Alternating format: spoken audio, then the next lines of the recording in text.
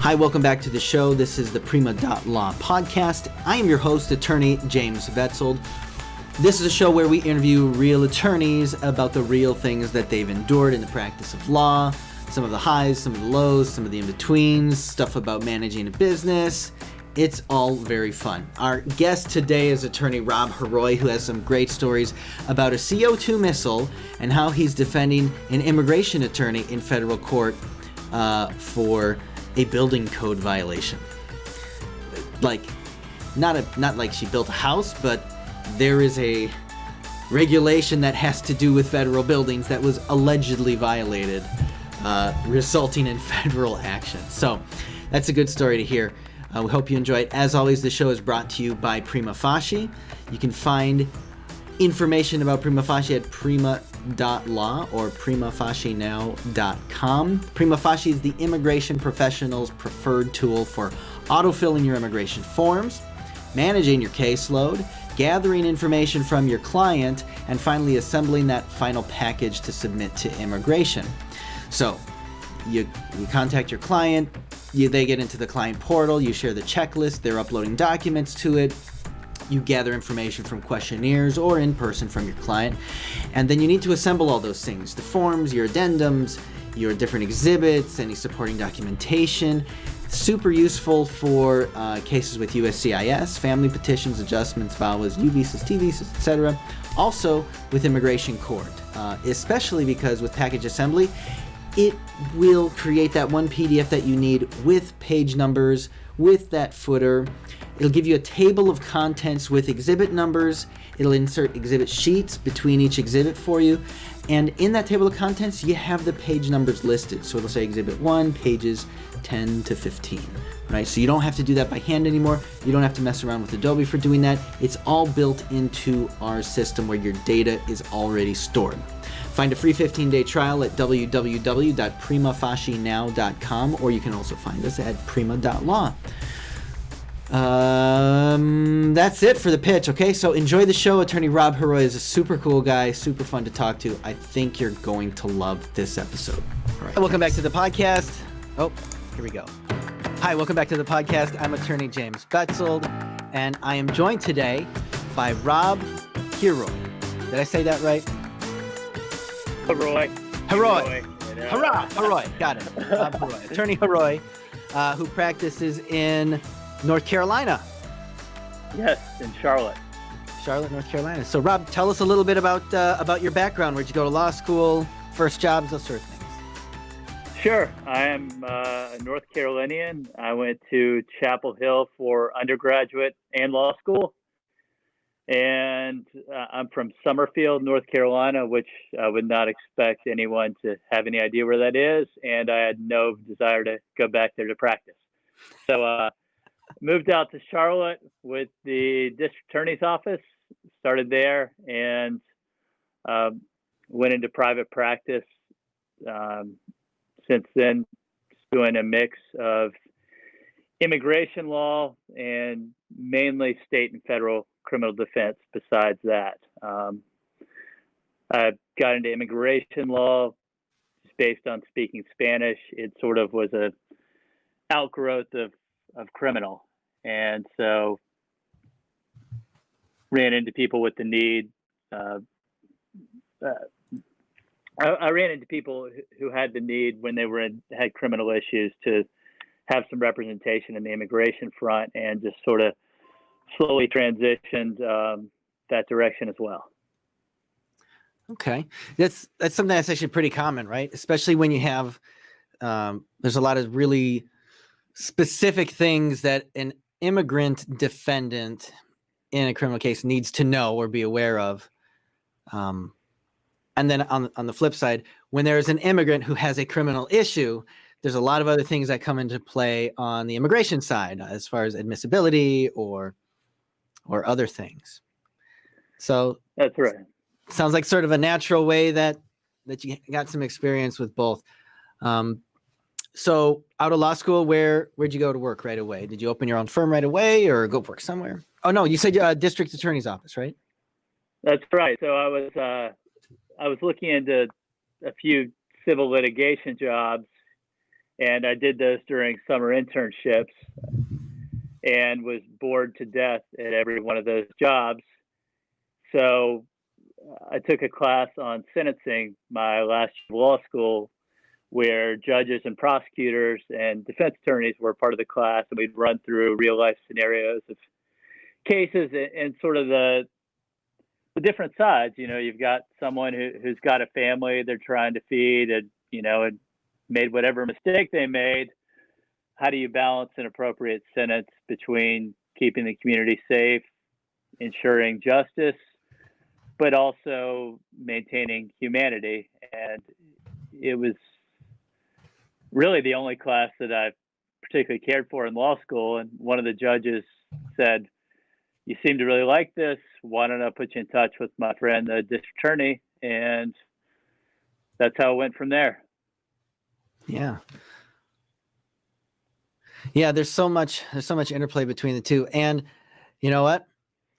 Between a civil litigation firm and going to criminal court and dealing like with people's lives directly, it sort of seems like you can see the results of your work a lot more quickly, because either it goes really well and everyone's happy within the statutorily provided timeline of holding a trial or whatnot, or it doesn't go well for your client, but at least you see something. Whereas with civil litigation, those things, man, they can drag on for years. They can drag on for decades. So, as can a good immigration removal defense case. As can a good immigration attorney. They can drag on a case for years. Thing is, every we don't year really much help postponement is a small victory. Yeah, and I mean between the natural delays, the overburdened system, the calendar itself, I mean, yeah, all we got to do is show up sometimes and like, okay, we'll see you back in 2025. That's right. And then, you make it up and you get a remand, and, that's another 3 or 4 years along the way. Yeah. I mean, we had one case, an adjustment, like a straightforward adjustment, and we had it filed and it was pending. Boy, I want to say since like 2015 or 2014, probably. Could have been as early as, might have been 2011. And I mean, it was just at court. They're like, come back. They're like, now we're prioritizing other cases. We're going to move you to whatever. And then we had gone back in, I think it was sometime at the end of 2018. And the judge is like, all right, well, this was just a master hearing. So we'll set this for an individual and we'll see you in 2022. And I was like, Your Honor, the case you actually want to get done, is there any way we can move this up? And he's like, the schedule is the way it is, but I'll tell you what, we'll put you on the list. If something gets bumped out, we'll bump you up and hear your case right away. I'm like, thank you.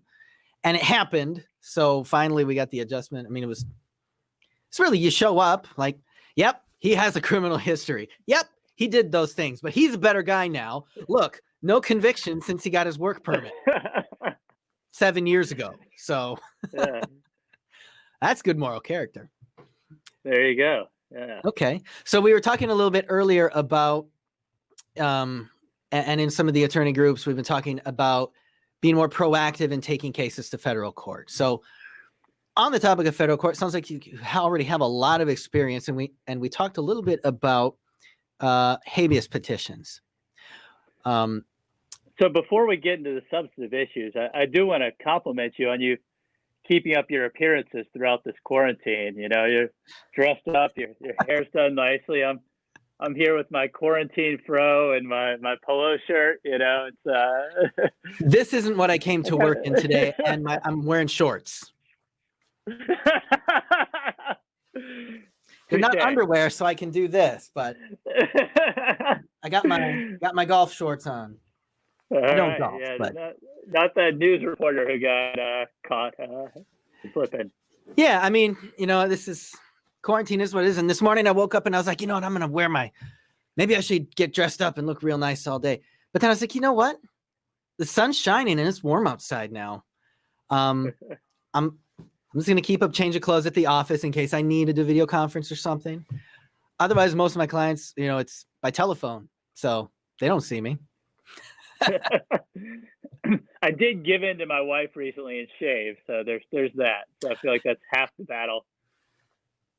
Yeah, she's probably glad about that. I decided I was going to grow a quarantine beard. And the thing about me and beards is I can't. So it just ends up getting kind of long. It just kind of looks scruffy. So I shaved it. Yeah, no matter how hard you try, the patchy spots just don't. Right. There's always like one spot where it just won't connect to do a full thing. And I'm not cool enough to have like a styled, sharply angled one. I can't pull it off. Yeah, I got that suggestion, but it's I don't want the in sync look going on. Well, honestly, these beards are not all they're cracked up to be anyway. Start getting itchy all the time. And I'm like, yeah, now I got to wear it. Like, I thought it was looking pretty cool at one point, because I was keeping it a little bit groomed and trimmed. But then it just got itchy. And I was like, you know what? Forget this. So while we're running with the asides, I will tell you the story of what made me break down and shave it. My wife and I, we've been at loggerheads for a little while on it, mainly because she thought it looked terrible because it was so splotchy. But I'm like, it's been a month, another month, and it'll fill in. So we are, in our free time, which we have a lot of, I decided I'm going to clear some stuff out and take it to the city dump, which I've never done before. So we have a kegerator that stopped working about a year ago. And so I'm like, getting rid of this thing. It's been taking up space way too long. And it's been just off, but the CO2 has been open that whole time. So I'm packing it up, putting it in the back of the car to haul off. And I'm thinking, there's no way there's any CO2 left. And so I'm like, I'm just going to open it up, let it hiss out, be the responsible thing to do before I take it to the dump. So I do that, and this CO2 tank that's maybe this big turns into a missile. It starts hissing, and I try to grab it and contain it, and I can't. And it flies out of my hand.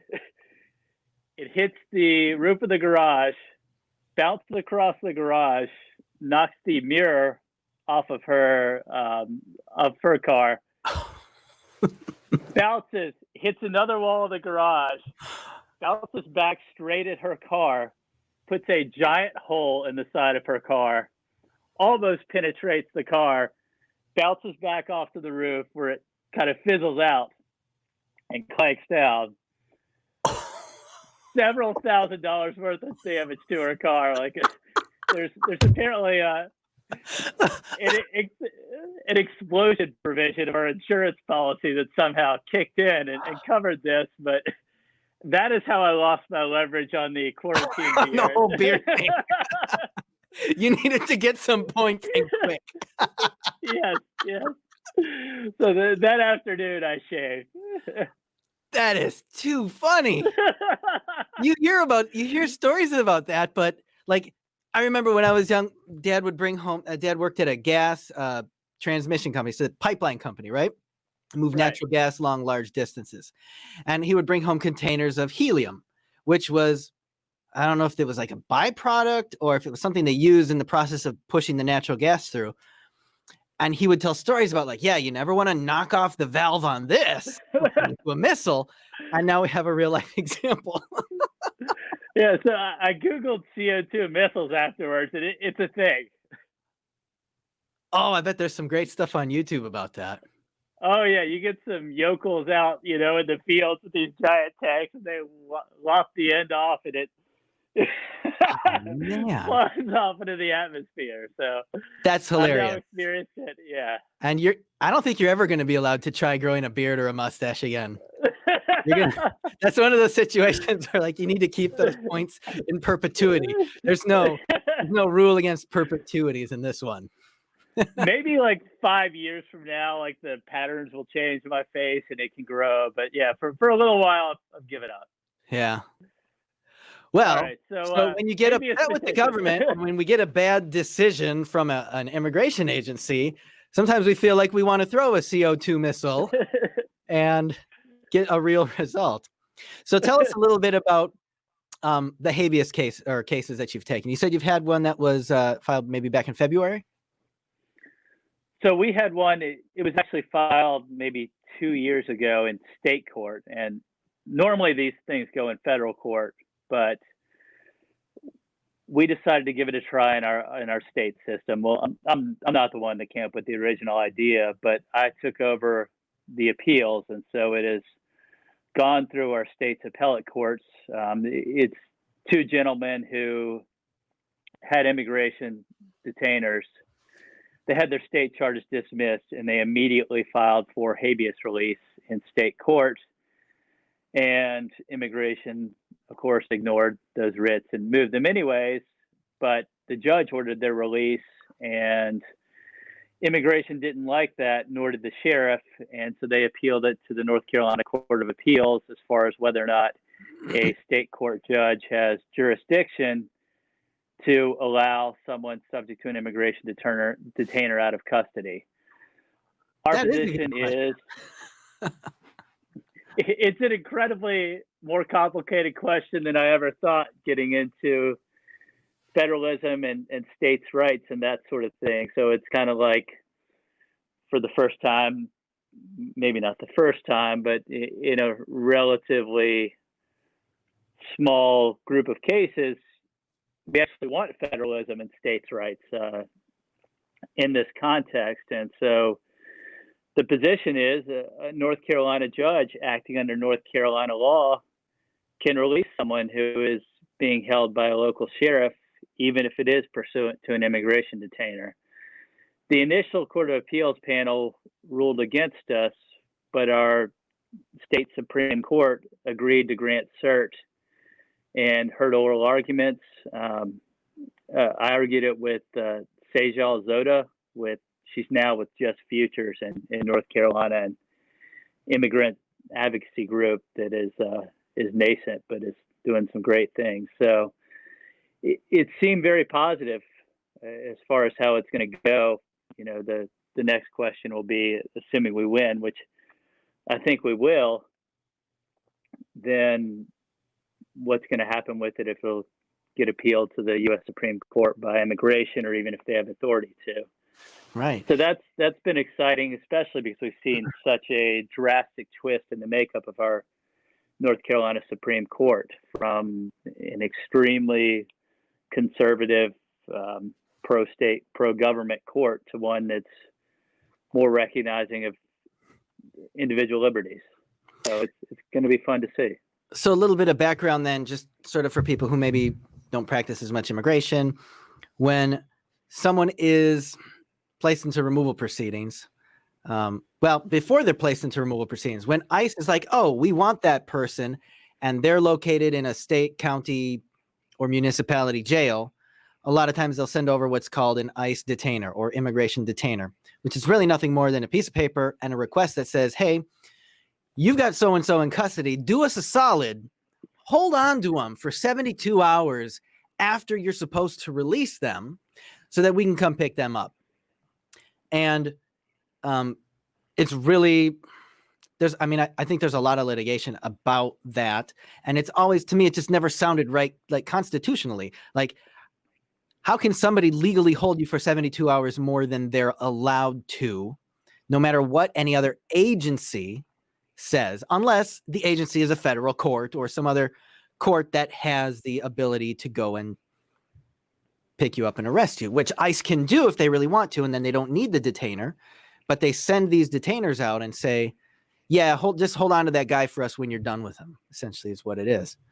So in this case, your client was subject to a detainer. So he was in jail for some other reason. Right. Maybe pending, I don't know, was he pending trial or had trial ended? Or some minor charges that were dismissed. Okay. And then they said, well, we want you to hold on to him. And the local jail said, cool. Yeah, they said, great, we got your back. And how long did they hold him for? I think it had been about 30 minutes before we filed for relief. That's good time. We take issue with the entire 48 or 72 hour period as far as the do us a solid, whether or not that's binding. So our position is the state's interest is done with them while they're still in state custody. You need to let them go. Yeah. can't actually remember off the top of my head, and I used to do this all the time. ICE detainer time, like, is it 48 hours? Yeah, that's what it was. You're right. I spoke wrong. Yeah. It's 48 hours that they ask to hold them. It's 48, but then there's weird rules about if it's over a weekend, then you Weekends get an and stuff like extra that. Yeah. 24 hours to get to the 72 hours. But we take the position that, any time at all, once the state's interest is done with them, we've got a right to seek their release before a judge. And so it gets into state and federal authority, and at what point a state judge can allow the writ of habeas corpus. Yeah, because it would be one thing for immigration, because a lot of people are like, well, we're just worried about immigration or about undocumented individuals who are criminals being released, and we don't want that, and they could go and they could murder somebody else. And you see stories in the news like, oh yeah, so and so, he was out on a or they issued a detainer, but the jail wouldn't honor it, and he went out and did something else that was bad. But yeah, the same people that bring those stories up and then call me and say, well, our buddy such and such is a great guy. He's not like those other criminal aliens. Yeah, he's not like them. He's different. Yeah, so, he just works and supports his wife and kids. Like 99% of my clients. More than 99% of them, right? I mean, so they bring that up, and it always seems like a good policy until don't get me wrong, your brother or sister or sibling or something. Yeah. So it's different too. If ICE says, "Oh, you've got so and so, we're coming to pick him up. Let us have him," and there's really, I mean, the jail then they have discretion, right? Because we've seen cases where the jail's like, whatever, ICE, you want him, come get him. They come and get him. They bring him to immigration detention in a different facility. And then we show up for his, a preliminary hearing or an examination or something like that. And the defendant's not there. And we're like, Judge, our guy's not here. They had custody of him. They let him go. And then the defendant or the prosecutor's like, well, he had immigration stuff, so they took him. And I'm like, Judge, we have a right to be here. He wants his hearing. He's not here. We're moving to dismiss this case because they did not provide it. So essentially they're waiving their claims. I think that's what we argued. Because ICE can come really anytime to pick up the person. They don't need this detainer. It's just an administrative convenience for them, which sometimes they don't even exercise. So it's always seemed really suspicious, or not suspicious, but suspect, legally suspect to me, that a state or county authority is going to hold on to someone because they got a discretionary request from an agency. It just seems like, no, the judge said you're free, so you're free. Right. And we're with you there. And our trial judge agreed with us. Yeah. The first appeals court lost a pretty major setback because it's left a lot of judges in the state afraid to exercise the writ of habeas corpus. So we're hoping to see things go back the other way. In ours, the court actually went so far as to suggest that judicial standards should maybe get involved. So, yeah. So just a little bit of background as well on habeas itself. It may be a term that some who are listening have only remembered since law school. So the writ of habeas corpus. Can you give us like they had like that nutshell series of books, habeas corpus in a nutshell. What is habeas corpus? What does that mean? Sure. I'm actually, not just with this in my quarantine free time, I've been listening to history podcasts, which is unlike me. So I've kind of gone through the history of them again lately, but nice. It's part of the Constitution, state and federal, says if you're being held by some sort of government actor, state or federal, you've got the right to immediately go in front of a judge and say, show me why I'm being held. If you can't do that, release me. There's been times throughout history where that writ has been suspended for various emergencies. We are bringing it under a state court claim in state court. And the question is whether or not under that state court claim, we can proceed when there's federal actors that are at play, and whether or not it needs to go to federal court. But that's essentially what it is. It says show me why you're holding me. If you can't show me, then you're ordered to release me. Yeah. Yeah. And I think, especially in dealing with immigration cases, it comes up frequently, right? Especially when you're dealing with someone who's detained and they're waiting their immigration trial or their immigration hearing. Nobody wants to be detained, but there's certain circumstances where allegedly the statute does not allow someone to be released. So what we've had to do, not we as in our firm, but I know there's attorneys in our district that when they would go to immigration court, they would say, oh, you're subject to 236C? Is that the mandatory detention statute? Whatever it is. Google mandatory I detention. believe so, yeah. It's something like that. Yeah, you know, it's 36 or 37. it's all in the INA somewhere, just mandatory detention. Where it says if you've done certain things or if you have certain convictions, then you have to be detained. Well, the question for a long time was, what if I did that thing? ICE never detained me. Now it's 15 years later. You gonna put me in jail for that now because of the immigration consequences? And the answer in immigration court was always, yep. But if you would appeal it, or not appeal, if you would go and file a habeas in one of the district courts, they would look at it and maybe say, nope, you don't have to be mandatorily detained. Go hold another bond hearing with these instructions, which is kind of neat that can happen if you know which things to file there. So what happened with your client? Has he been waiting for an immigration hearing detained this whole time? No, the immigration process actually sort of proceeded on its own, independent of this. So that kept moving. So we're really just deciding this issue is for future cases going forward.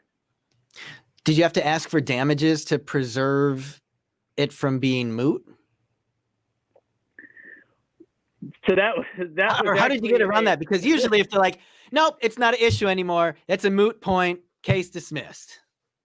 Yeah, that was actually a major part of this. We kind of thought the appeals court might punt and say, you know, we don't really want to go down this rabbit hole. We're just going to declare the case moot. The argument was because this is something that's capable of repetition and because it's something that's in the public interest, they decided to go ahead with the proceeding. So that was our initial hope, was to try and get it dismissed based on mootness. The initial panel we went in front of, I think, wanted to come down hard on the side of the sheriff and immigration and said, we're hearing this case. Well, that's really awesome that the case didn't go away, because certainly it's going to come up again. I mean, they haven't stopped issuing detainer requests. No, it's bound for repetition. I think it's sort of fits into the mold of moot cases that way. So this was a habeas case then that you opted to file in state court. So that may be something, I guess, if you know your judges and you've got a favorable one, that could be a good strategic choice, depending on your state, I guess, if there's precedent for it. Right. Yeah. The habeas cases had not done particularly well in federal court. And the other problem with getting in federal court where we are is immigration moves people out of the jurisdiction to some remote corner of the world where there's one attorney, Marty Rosenbluth, and no one else within 1,000 miles, just to make it hard on everyone else. I guess they got cheap land there too, but that's part of their strategy, is make it tough on you to even get an audience. So filing in state court, that's an interesting idea. I thought about it. I hadn't considered it though, because it sounds like there's a lot of attorneys who are really looking at, like, what can we do to get a better decision, or to fight a ridiculous decision or an arbitrary decision or a delayed decision in federal court. But yeah, if you're dealing with habeas, I guess always look at the state as well. Yeah, so we'll see. I'm anticipating some good precedent, but we'll see what happens. All right. So we talked about that. Let's talk a little bit about denaturalization, because you were saying that you've handled a denaturalization that went to trial. We did. Tell me all about it. This is like, so from what I understand, the the government didn't cross-check all their databases because they couldn't before. Some people, a lot of people naturalize. Some of them had prior immigration offenses that they didn't disclose, or other stuff in their history or criminal history or whatever. And so now there's actually an active office in the U.S. government that's actively trying to find and denaturalize people people who went through the whole process, became a U.S. citizen. Now they want to take that away from them.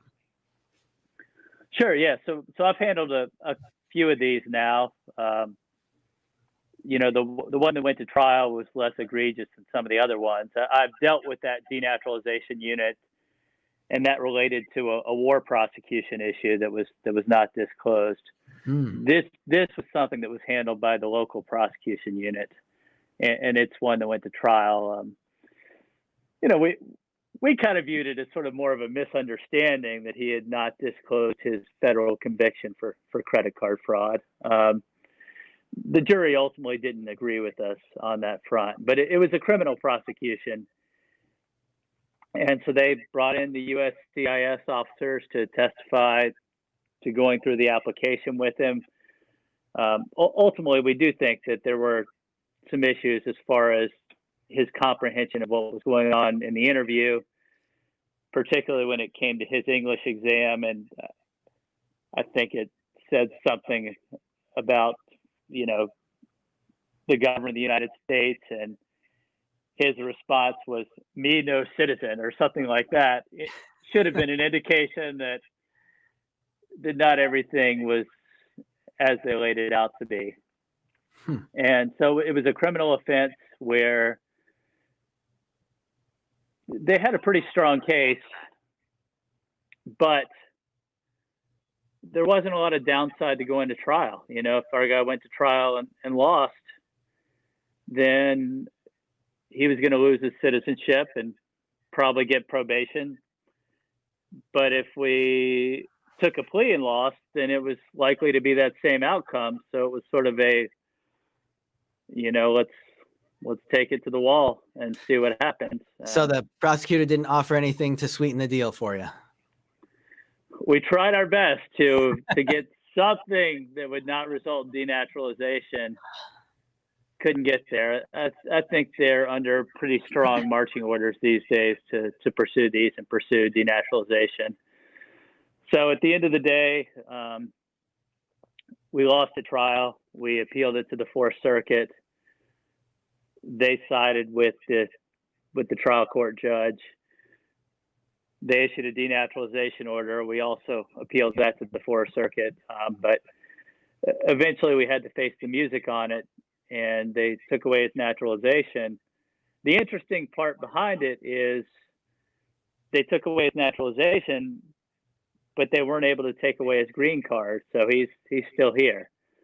It was also a very weird prosecution because, his criminal offense was, like you talk about, his criminal offense was 15 years ago. His naturalization interview was 9 years ago. In that time, he raised a family. He had 3 sweet kids. He owned a chain of auto repair stores throughout Charlotte. And to come back, after all this time, when he's been such an exemplary member of society and contributed, to say, you got to go, we're taking you away from your kids, and, leave them as wards of the state at this point, it doesn't make any sense. Just from a public policy standpoint, it doesn't seem like it makes sense at all. I mean, imagine the salaries that the U.S. government has to pay to attorneys who work for them, who are now focused on this 100% of the time. Like, that's their job. And what attorney wants that job? I mean, sometimes I have to ask myself that, and I have to ask myself, what kind of not to cast any judgment, I'm sure there's very ethical and upright attorneys who do this, but to be an immigration judge, unless you're like, you know what, I'm going to get in there, I'm going to be an immigration judge, I'm going to approve asylum cases, and if they don't like it, they can fire me. I get that. That's cool. But someone who has like the mindset of, I'm going to get in there and I want to look really critically at every poor migrant who's trying to get into the system, and I'm going to do whatever I can to deny their case and harass their attorneys. I mean, look, and I suspect, because I've seen them, there are some immigration judges like that, and ICE attorneys for that matter. And that's something that I've kind of gone back and forth with over the years. Wait, you never worked for ICE, right? I never worked for ICE. Okay. But I don't want to insult some good friends that that work for ICE. My wife was a longtime prosecutor in state court. And there were times that she would come home kind of beat up about prosecuting a habitual felon who was a drug addict who's facing these gigantic citizens. Not just her, but plenty of other friends of mine who've been through there, and it's a tough position to be in, especially kind of going from administration to administration. And you've got what was that U.S. attorney who got picked up on the news for having to defend the kids that were in cages and whether or not having a toothbrush is a human right. So it's it's a tough spot for them to be in, and I know some of them who really want to do good things, but they've got to. I would just think that got to go through their marching orders. Once you're in it and you're doing it for years, I mean, I've seen, like, we have some really good immigration judges in Detroit now, but you can sort of see when they enter, when they become a judge, like attitude, demeanor. After a few years, I think it just comes from being like, I'm so sorry. They're legitimately sorry, right? I'm so sorry. There's a statute or case law changed on this. We're under orders. I can't grant your asylum case. I believe everything else you say. I believe what you say. 100%. You're credible, but legally I can't grant it. I'm sorry. And to know that you're sending people back to a situation where they're going to be physically abused, sexually abused, exploited somehow, maybe die. I mean, that's got to wear on someone. I mean, and yeah, you're not the one doing those things, but it wears on me, and I'm not the judge. It's kind of like looking at someone looking at decades in prison. It's now kind of gotten to be much more of a mathematical calculus than it should be. And I mean, even kind of on the other side of the coin, when they look at these soulless defense attorneys defending people that did horrible things, it's hard to not get numb to some of the stuff I've seen. It's like, all he had was 10 kilos of cocaine. I mean, it's cocaine. It's not like it was heroin, So it wasn't. What's that other one that's really powerful? Fentanyl. It wasn't fentanyl. That's right. Yeah. No, but I mean, of course it goes to your mind. But at the same time, we live in a system and there's a justice system. When you're dealing with criminal cases, right? There's a justice system, there's due process. Everybody gets their day in court, and you get to go in and say whether you're guilty or not, or how guilty you were. But when it comes to the immigration side of things, it's all or nothing. It's there's no like, well, we'll just give you, a slap on the wrist for this one. It's either you're out or it's cool. You can. And so many clients, they want to go in and they say, oh, you know what? I'm a good person. I've done all these great things. I'm contribute to society. I donate to charity. I'm a nice neighbor. I'm a good neighbor, everything. But ultimately, you got to have some other avenue of visa availability if you want to win there. So sometimes you're the nicest person in the world, but you don't qualify for help. And that's kind of brings up kind of the fun part of being on the appellate side, is you can kind of find these little things that no one addressed that ultimately may not have even affected the outcome of the case, but you can take those and run with them through the appellate courts, if they didn't apply the proper standard for whatever, even though the judge would have clearly ruled against them. If the judge takes it a step too far and dismisses a case as a matter of law, then they may have bought 5 more years of litigation, for taking shortcuts. So, but going back to the lawyers and the judges, it would have been great in one of those cases, like with the toothbrush case or whatever, just to kind of see, during questioning, just say to the U.S. attorney, go, you know what, fuck it, you're right. I can't Now, do this anymore. and they want to. An Like, amazing okay, moment, so U.S. attorneys, I don't group them in with sort of how, experience with immigration judges or ICE or DHS attorneys. AUSA, no, it's a different breed of people. They're more professional, and that, when they're working for the U.S. Attorney General and they have to take this position on this case, and that's probably why the judge pointed out, said, so are you telling me that it's not a human right to have a toothbrush? I think it's like the judge's way of saying, come on, but be real here. I mean, we know what you have to say, but be real. Oh, yeah. And the U.S. attorney wants to be like, yeah, they should have toothbrushes. They shouldn't be locked in cages. I can't get them to stop, judge. But then you can get disbarred. Flat out tell me, like off the record, yeah, my client's kind of an asshole, but this is what we got to do, Yeah, and I think in chambers, that can happen. You can have, at least in the state court level or in family court or things like that, you have attorneys who are like, yeah, we're both on the same page about what should happen here, judge. What do you think? And the judge would be like, I agree. But when you work for the AUSA and your boss is a political appointee and his boss is a temperamental and probably most prolific user of the Twitter, you have limited options for job security. Especially when it comes to like a marijuana case too, it's like, really, I mean, is anyone bringing marijuana cases anymore? You'll see them in state court, here in Mecklenburg County, they're pretty liberal about it. If you have, less than 50 pounds, you're going to get probation, in federal court, you got to hit 500 to 1,000 pounds before they get involved. But even then it's like, what did you accomplish? You ruined some college kids' weekends, Yep. Maybe ruined his first job. Maybe he's not going to get that good job. He or she not going to get that first job out of college like they wanted. Oh, I just meant the college kids that were going to be deprived of the marijuana. Oh, yeah, they're being deprived, sure. Although, let's see. So you're in North Carolina. Do they have medicinal marijuana there yet?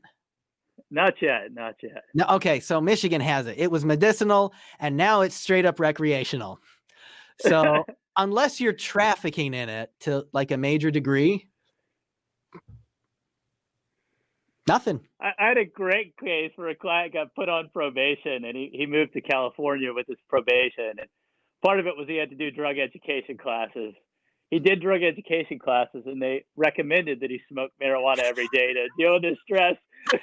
So he comes back, his probation officer violates him for having smoked marijuana. And it's like, well, that's what they said. Got a doctor's note right here. The judge was skeptical when the name of the drug assessment agents was 420 assessments. But hey, I know we're short on time here, and I know there's a case you wanted to address. So yes, you were telling me about a racketeering and murder case. Oh, that's not the one. I thought you were talking about the real serious crime here. The real serious crime? Yes. The real serious crime. Take it away. Might have involved a cell phone and texting. Oh, yes. We're going to touch on that. Okay, racketeering and murder is going to get bumped to next time. Yeah, man, we got real offenses to talk about here. Yeah, because the major theme here is there's a lot of nonsense that happens on immigration side, right? So whether it's coming from the immigration court or the immigration agencies who give denials when they shouldn't be denying stuff. And there's all sorts of different reasons for doing it. But you're right. You have a cell phone case about a mutual friend of ours. Let's hear how it all started. So the attorney was quietly using his or her phone in the back of the courtroom during an asylum hearing. And despite the fact that government attorneys were welcome to sit up there and online shop and, probably certain members of the immigration bar that, are chummy with the immigration, with the private security guards there, might be allowed to use their phone. This attorney got singled out, was told, you got to put that away. She said there's a sign outside that says attorneys can use their phone. And it exploded from there. They brought a federal charge and actually went through a federal trial, not a jury trial, over an attorney texting. And, our defense was sort of twofold. Is one, are we going to allow a private security guard to sort of make up these ad hoc rules as they go? And at what point can a lawyer say, listen, I've got privileges here too. At what point does the guard have authority to make up and enforce their own rules? And so it went in front of a magistrate court judge, which, ultimately that's kind of a tough audience, because the immigration judge testified as well, which was one of the more fun moments of my legal career, was cross-examining the immigration judge regarding his disciplinary history. But regarding his disciplinary history, it's in the court records. But so, it's hard though to try a case in a trial by judge, not by jury, where you've got someone who's essentially telling a judge, go fuck yourself. I can do what I want. And most judges are not going to appreciate that. They're also in a different spot where they have contempt authority. So it went through a trial by judge, and then it was reviewed by a district court judge. So it has been a lot of resources have gone into this case over some emails that were sent in the back of a courtroom. It was actually supposed to have oral argument in the Fourth Circuit maybe 2 or 3 weeks ago, but that has been postponed. It's kind of unclear how that's going to be resolved, if we're going to have a Zoom oral argument or they'll decide it on the briefs. But it's a delegation of powers issue at this point. So did they arrest her in court there? They did not arrest her. They gave her a citation. Okay. But they brought in like the federal guy with the, that shows up with the flak jacket and, the visible guns, holstered all over his body. And there's a courtroom full of assignees. Yes.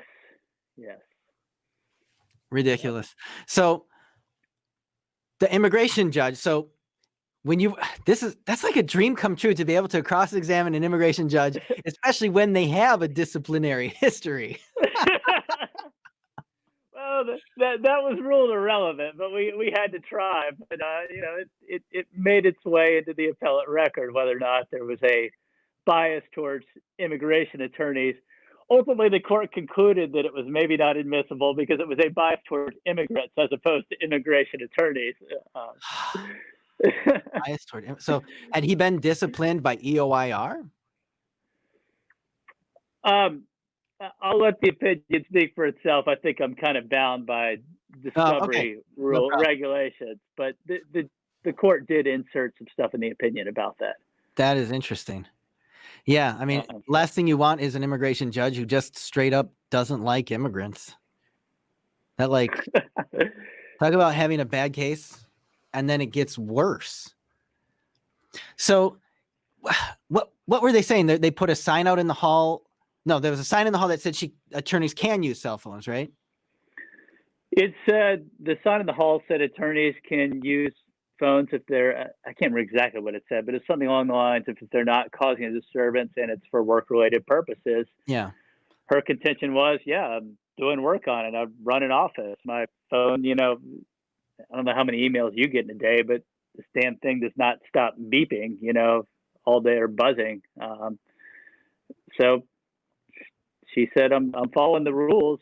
You can't just make up another rule as you go along. I've got my own rights here too. So they cited her, and so she needed to show up in federal district criminal court as a criminal, allegedly. Oh man, what a day! Yeah, what a day that would be. Yeah. I mean, the place was packed actually for the case. Everyone's Were you, like, you were what? there for the arraignment? Not for the arraignment, for the trial though. You would be amazed at how many attorneys for the government, for the attorneys showed up to watch this. It was just sort of a spectacle that was not previously seen. I know. Didn't it get picked up by some national outlet about? Maybe I'm thinking of something else. It may have. I think it's shown up in a number of places, and I imagine once the Fourth Circuit weighs in, we'll see some more there. Just because so some of the issues that have come up as far as delegation, because it's not even a federal law that she violated. It is an agency regulation that was sort of made up by the agency, and so the court, like a policy thing, not. Right. So the Supreme Court has actually kind of had some attention lately on these sort of laws. There was a decision, I'm blanking on the name of it, that was a 4-4 decision where one of the justices who was interested in it decided to abstain because I think they'd been involved in the proceedings at an earlier point or something like that. So it kind of touches on some major constitutional issues, kind of back to what I said about, that the littlest issues can sometimes turn out to be the deciding things for an appellate court. And, the only other written opinions on this particular regulation, I think one was written by Justice Gorsuch and the other was by Kavanaugh. So hopefully they're favorable because they got promoted. That's right. So I don't know that it will go to that level, but it's not unforeseeable. Oddly enough, as well, some of the Federalist institutes that are normally terrible for immigration issues have expressed some interest in the case. So imagine an immigration attorney siding with the Cato Institute, which is a hardcore right wing think tank. They're probably the ones that advocate for the cages and stuff. So yeah, probably the same ones. Man, boy, that just throws you off. Yeah. So if you ever do get scheduled for oral arguments again, when you're doing the oral arguments, are you going to get up there and say, look, Your Honors, first of all, the judge, you got to do the air quotes, the judge who supposedly held my client in contempt and wanted them to issue this citation is not even a real judge. They're an administrative tribunal under the Department of Justice. They are not a real judge. In fact, it is inappropriate to call them Your Honor. Your Honors. It's almost like the judge was looking to try and find a way around the fact that he doesn't have contempt authority by pulling out some obscure book. It's not even in the immigration regulations. They pulled something out of federal government building regulations. Yeah. Like 18-425.113 of the administrative code as it relates to government contractors. And so it's like, if you say this, like, what if Lou from procurement, says, hey, buddy, get out of here, or whatever? Do you have to listen to him? Or are you violating federal law? So. Well, Rob, I wish you all the luck in that case. Please point out to them that we're not dealing with a real judge, so they don't feel any kinship with this immigration judge. It's a different system. And I think there's a Social Security case that talks about it where it's like, you shouldn't call the judge anything other than judge. They're an administrative law judge. It's different than a regular court or regular federal court. So powers are much different and they don't have contempt. Yeah. That's right. All right. I'm on a hard break here. So thank you so much for joining us today. And if anybody out there gets arrested for texting during an immigration court hearing or needs a habeas petition or is getting denaturalized, Attorney Rob Heroy is your man. That's right. Not great, but I'm at least mildly competent, So, yeah. All right. Thanks for joining us, Rob.